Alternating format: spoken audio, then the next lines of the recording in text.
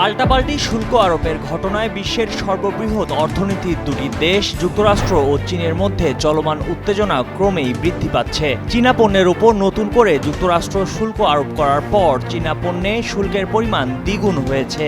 এর মাঝেই ভারতের সঙ্গে একজোট হওয়ার বার্তা দিলেন চীনের পররাষ্ট্রমন্ত্রী ওয়াং ই। তার মতে গত বছর রাশিয়া চীনের প্রেসিডেন্ট শি জিনপিং এর সঙ্গে ভারতের প্রধানমন্ত্রী নরেন্দ্র মোদীর বৈঠকের পর ভারত এবং চীনের দ্বিপাক্ষিক সম্পর্কের অগ্রগতি হয়েছে। ক্ষমতার রাজনীতির বিরুদ্ধে এই দুই দেশকে একজোট হয়ে কাজ করতে হবে বলে জানিয়েছেন ওয়াং।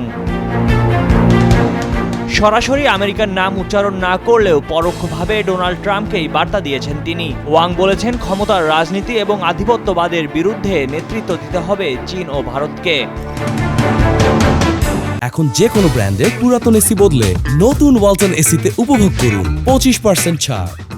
ভারত এবং চীনের শক্তির কথা বলতে গিয়ে হাতি এবং ড্রাগনের উপমা ব্যবহার করেছেন চীনের পররাষ্ট্রমন্ত্রী। তিনি বলেন, ড্রাগন এবং হাতির মধ্যে সহযোগিতাপূর্ণ সম্পর্ক দুই দেশের জন্যই গুরুত্বপূর্ণ।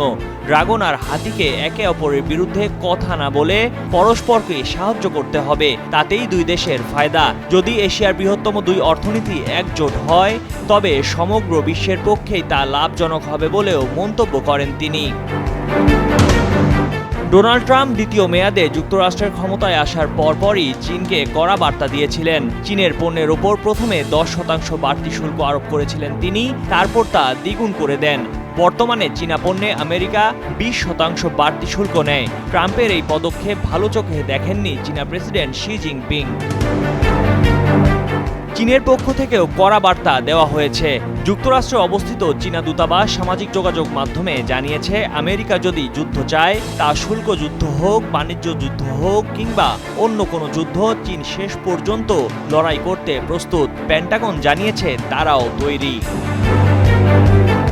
আমেরিকা ও চীনের মধ্যে এই বাক্য বিনিময়ের মাঝেই চীনের পররাষ্ট্রমন্ত্রী বার্ষিক সাংবাদিক সম্মেলন করেছেন বেইজিংয়ে। সেখানে ভারতের সঙ্গে সম্পর্কের প্রশ্ন উঠলে বন্ধুত্বের বার্তা দেন তিনি। জানান, গত এক বছরে ভারত এবং চীনের সম্পর্কের অনেক ইতিবাচক অগ্রগতি হয়েছে।